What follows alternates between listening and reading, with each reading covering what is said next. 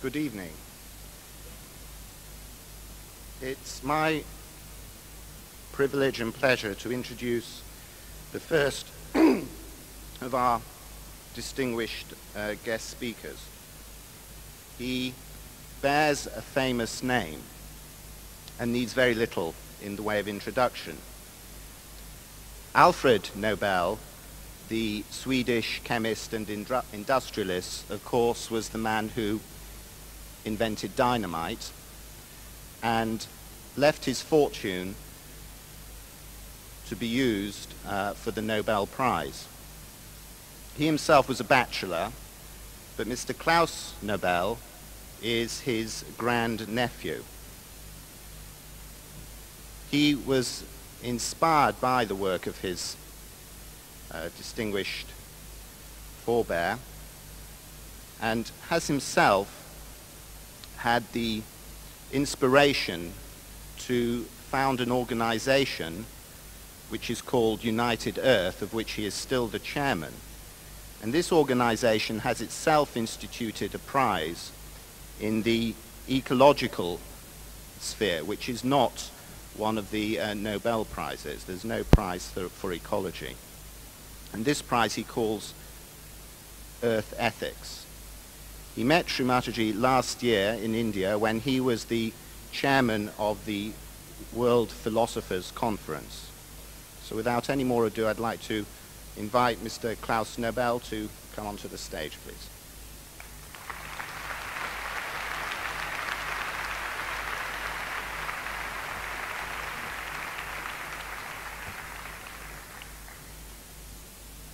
Well, indeed, life is full of surprises.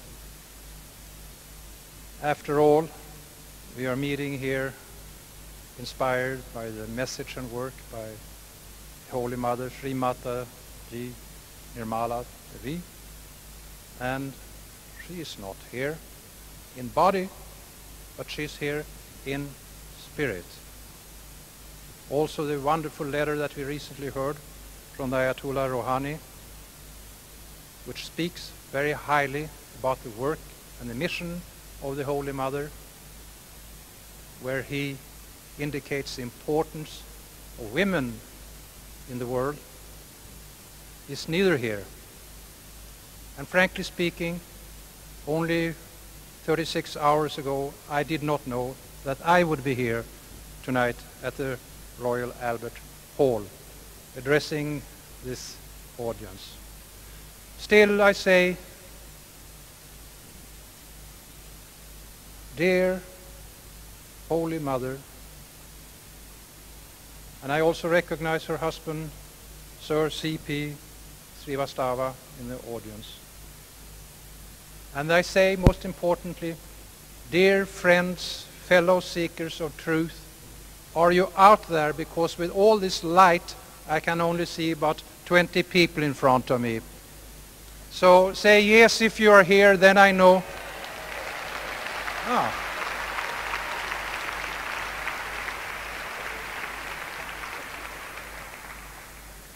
Now I can see you, and I can hear you as well as you can see and hear me. With that said, I want to say, I have a vision.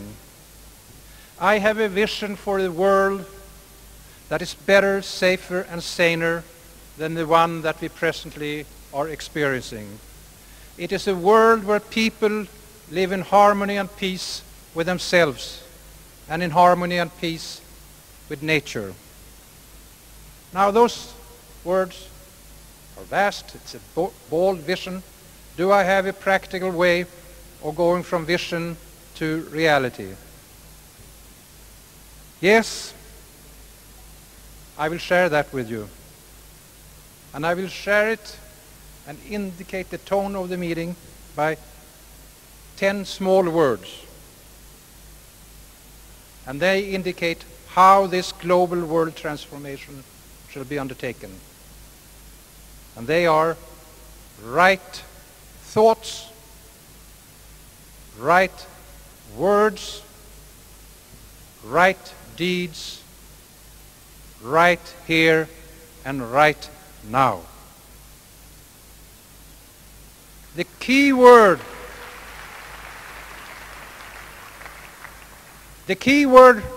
is, of course, right.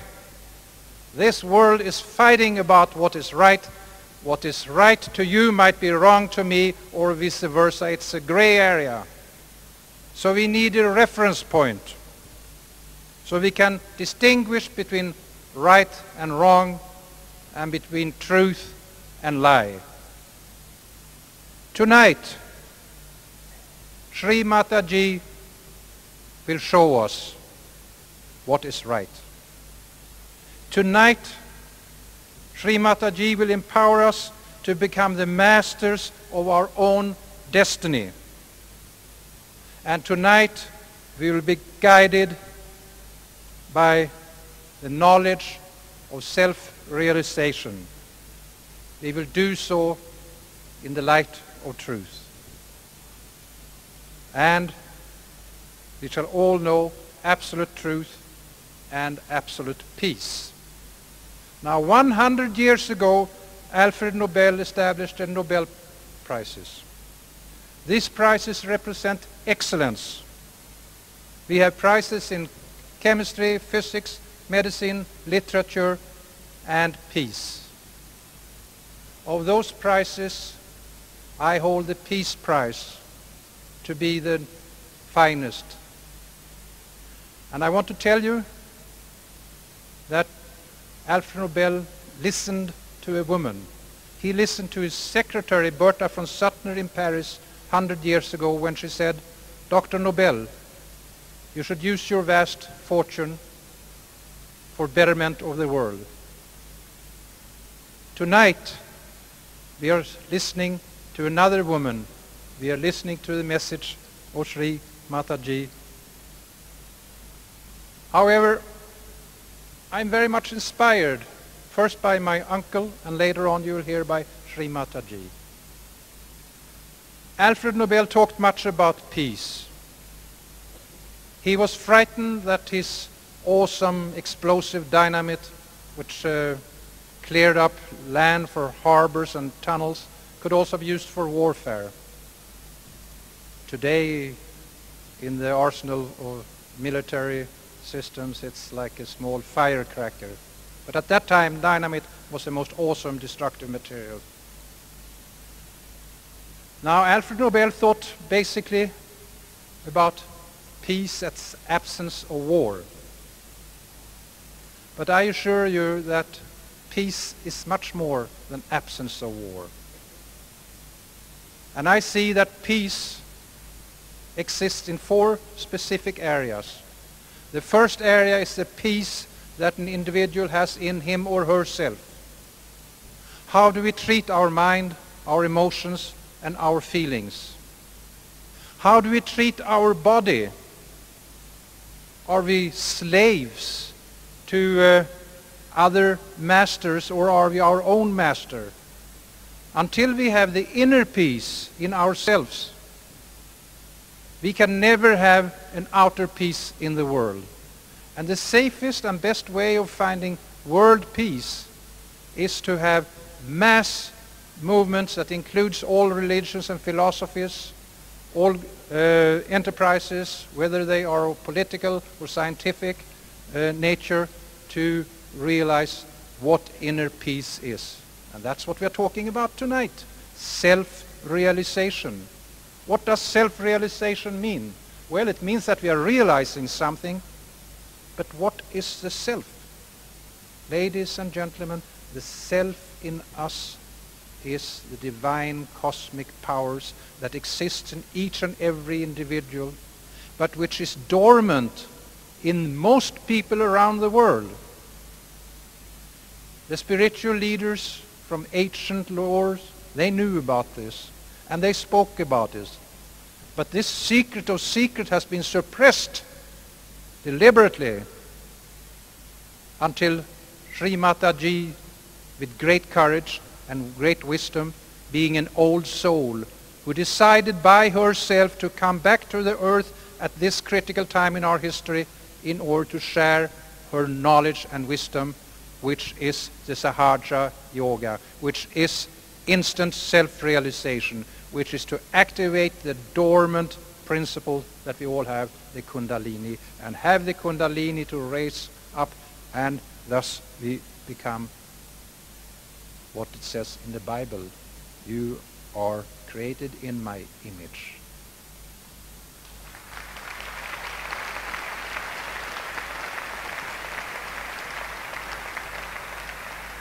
That was the first category, first sphere of peace, the one we have in ourselves.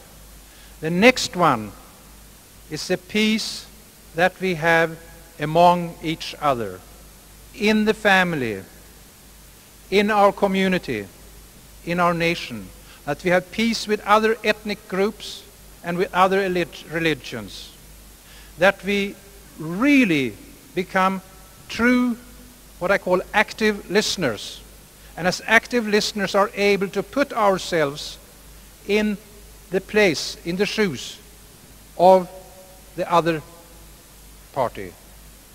Only then, when we have the outlook from their perspective, shall we understand what they're trying to say. We are always talking. My dear wife, who's not here tonight, she said, "Claes, you talk too much. You don't listen." I have started to practice what she calls active listening. The third sphere is the sphere that pulled me in originally. After all, I'm a European Swedish businessman. Why am I up here speaking the language of spirituality and saying that that is where the hope of the future exists? I'm doing so because I have a deep and profound reverence for nature.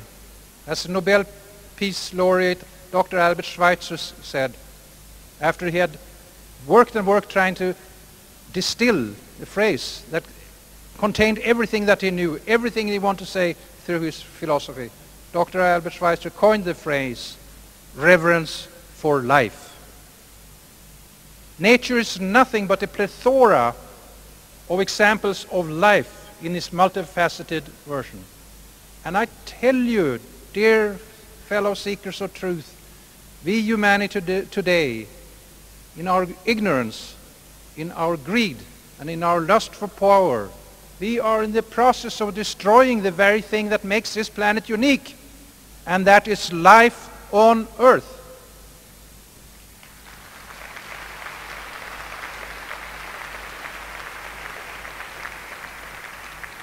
And so far, we do not know of another planet in the universe that harbors this miracle. Earth is like a blue jewel in space. And there's only one Earth. And this Earth is fragile. And we must take care of her and respect her. Earth is also called nature. We cannot break the laws of nature. We must live by the laws of nature. If we break them, Mother Earth will break us. And we are only one species of, we do not know how many species we have, 5, 10, 15 million. But this we know.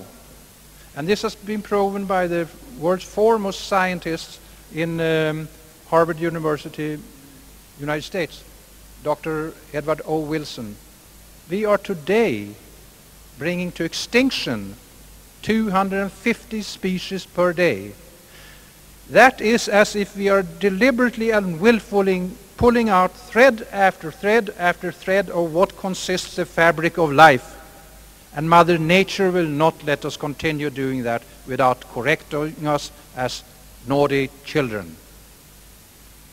The fourth sphere of peace is the peace that we shall know between ourselves and God. Any religion or any group who raises their arms and destroys its enemy in the name of God is not following what God has asked us to do. The world should not know of violence.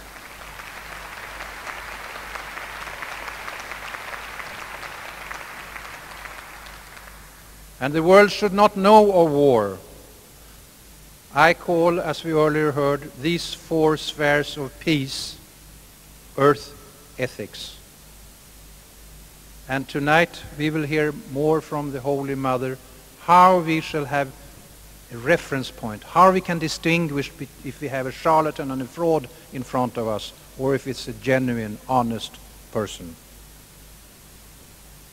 And you, dear audience, you have come here tonight from many different walks of life.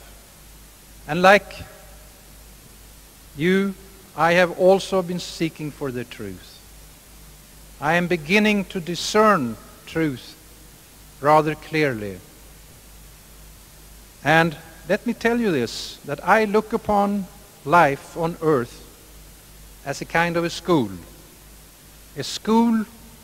where we are learning perfection and purification. Now, on earth everything is interdependent, interactive, and interrelated. And on earth, as well as in heaven, I guess, every action has a reaction.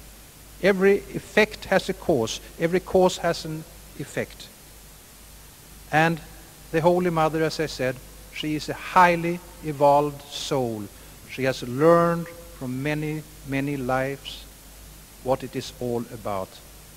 And these, what it is all about, laws, the unseen laws, the spiritual laws, they are always here, and they work as infallible as the law of gravity works. It always works, although it's an unseen law.